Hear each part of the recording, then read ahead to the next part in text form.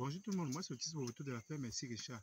La vidéo du jour est en lien avec ce que nous avions tendance à vous dire à la ferme Merci Richard.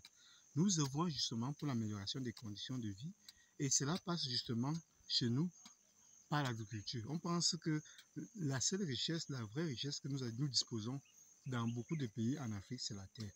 En exploitant bien notre terre, on peut voir nos conditions de vie s'améliorer. Aujourd'hui, il est question de l'association de plants jusqu'à maturité, c'est-à-dire quoi? C'est-à-dire que jusqu'à ce que les plantes commencent à produire plus tard.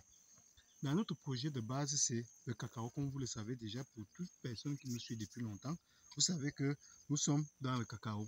Et maintenant, donc, on vous a bien expliqué quelque chose de primordial qui consistait à comprendre que finalement, le cacao est une plante qui dure 3 ans en moyenne avant d'avoir les premières productions, lorsque le cacao est bien traité, bien suivi.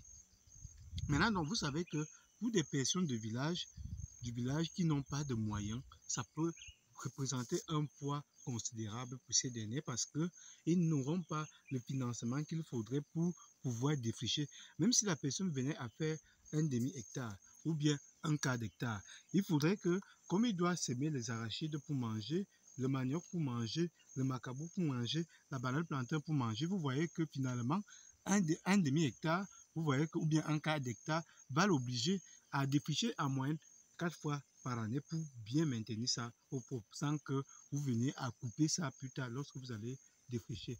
Et même lorsque vous allez défricher, vous serez obligé, en défrichant 4 fois, de quand même couper parce que ce n'est pas la meilleure solution dans ce sens-là. Du coup, nous, à la fin, Merci Richard, ce que nous essayons de dire aux gens en disant que oui, finalement, parce que comme vous allez continuer, vous allez faire le demi-hectare ou bien le quart d'hectare de cacao que vous aurez mis, ou bien autre chose, les arbres fruitiers que vous aurez mis. Et maintenant, il y a 2 saisons qu'on doit semer des choses en Afrique, ici au Cameroun plus précisément. Maintenant, donc, lorsque vous allez vouloir aller semer le manioc pour la saison d'après, vous voyez que vous avez un quart d'hectare que vous devez défricher, plus le quart d'hectare que vous allez encore défricher pour pouvoir semer de quoi manger. Et c'est comme ça, en 3 ans, vous voyez que la charge du travail va être considérable. C'est la raison pour laquelle nous, on a pris beaucoup de mesures. Premièrement, le cacao est une plante qui aime être avec d'autres. Et de ce fait, il se complète en termes de photosynthèse, en termes de développement même et en termes de l'ombrage.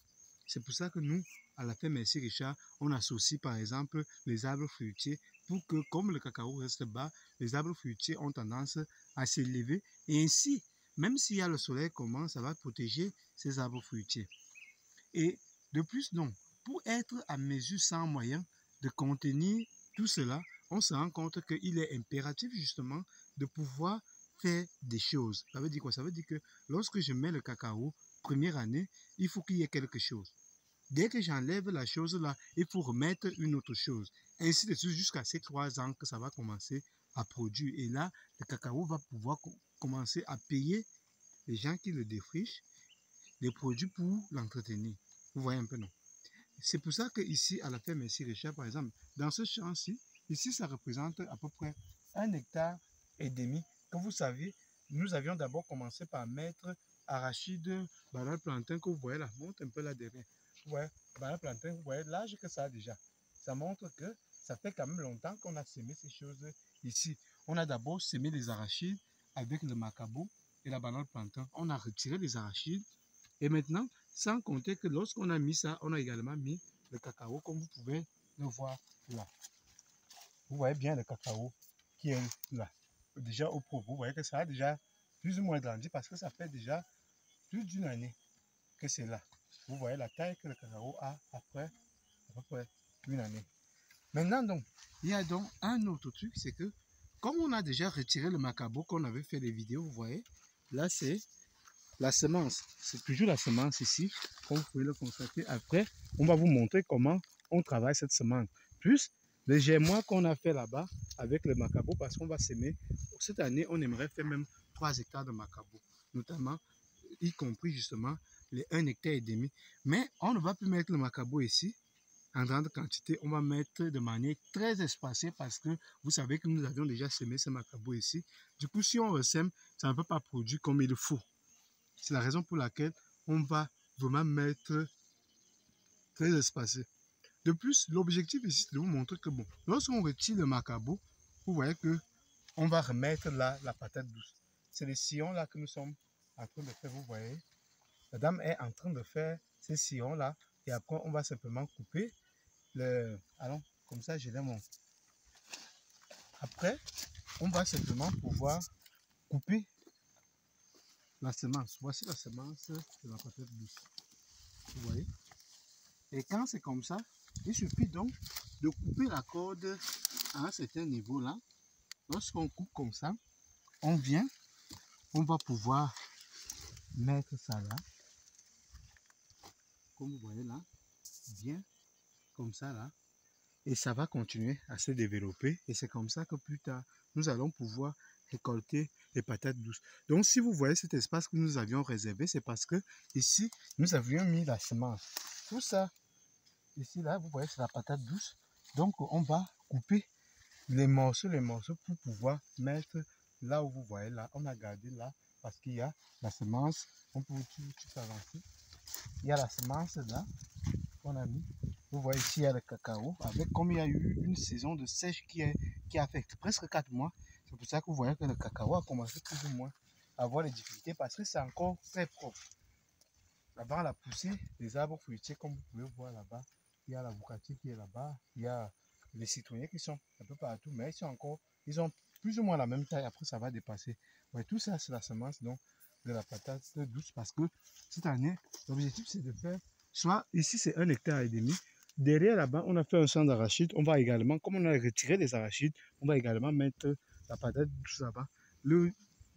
La meilleure chose avec la patate douce, c'est que ça nous donne moins de travail à dépêcher. Vous voyez toujours ici, c'est aussi, comme il y a eu une grande saison sèche, c'est ça qui a fait que vous voyez les bouts ont un peu, mais ce n'est pas mort. Ça continue à se développer comme vous voyez là. Ça, c'est le soleil qui fait ça et finalement, vous voyez, lorsque la pluie arrive, ça recommence à prendre pas totalement.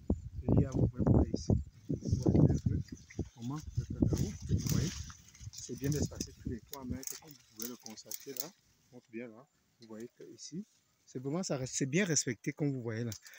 Parce que l'objectif, comme on vous a dit, c'est le cacao. On a commencé avec les arachides, cacao, arachides et banane, plantain et macabo. Nous avions retiré les arachides. Ensuite, nous avions retiré, comme vous avez vu dans les vidéos, le macabo. Maintenant, on remplace le macabo et les arachides par la patate douce. Et puis, vous allez vous rendre compte que lorsqu'on soulève le sol, comme nous sommes en train de faire les sillons là, ça permet que ça reste propre longtemps. Il y a moins d'herbes qui vont pousser.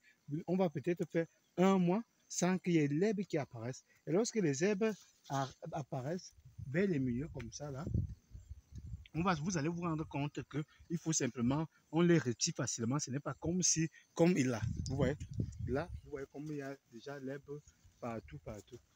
Donc, il est vraiment impératif pour une personne. Et vous allez vous rendre compte après que dès qu'on finit de retirer la patate douce, on va mettre peut-être autre chose. Peut-être le piment, peut-être le gombo. Et c'est comme ça jusqu'à ce que le cacao arrive à maturité pour commencer à produire. Et c'est dans ce contexte-là que nous allons pouvoir faire ce qu'il faut. Parce que lorsqu'on le fait, on se rend compte que on ne dépense pratiquement pas d'argent. Lorsqu'on a retiré le macabo, on a pu financer les gens qui ont défriché 2 fois.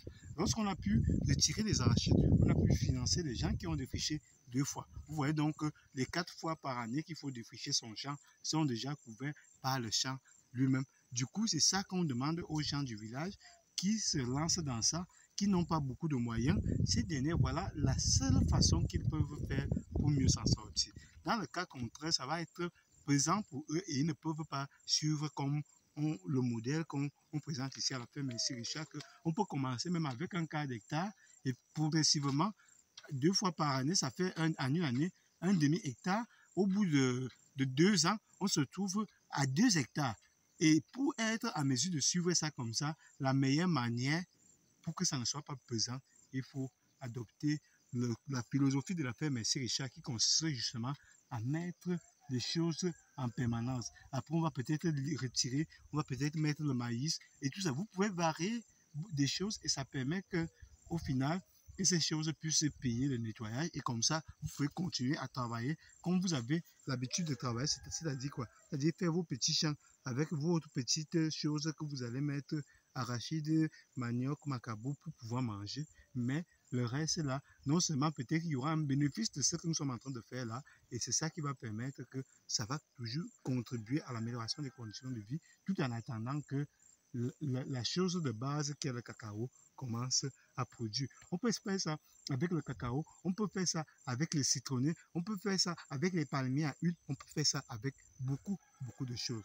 Donc, il est temps pour tout un chacun dans nos villages de se battre pour avoir le gain en termes de vie, de l'amélioration des conditions de vie. Il est temps pour beaucoup au village de ne plus dire que le village est dur avec beaucoup de choses parce que ces personnes parfois, il leur manque peut-être ces connaissances-là, parfois par négligence, parfois par manque de motivation, par manque d'envie.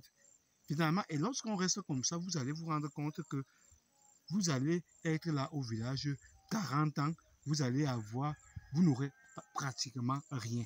Lorsque vous aurez 60 ans, comme je vois dans nos villages, 70 ans, vous allez toujours voir les personnes qui partent en brousse essayer de faire ces petits champs-là. Et ça devient difficile parce qu'on a mal au dos, on a mal aux articulations, en fait, on a l'arthrose et autres. On ne va pas entrer dans les détails ici. C'est pour ça qu'en préparant bien sa vie, en s'organisant bien, pour ceux qui ont les enfants, et on a aussi de quoi laisser à ces enfants-là plus tard.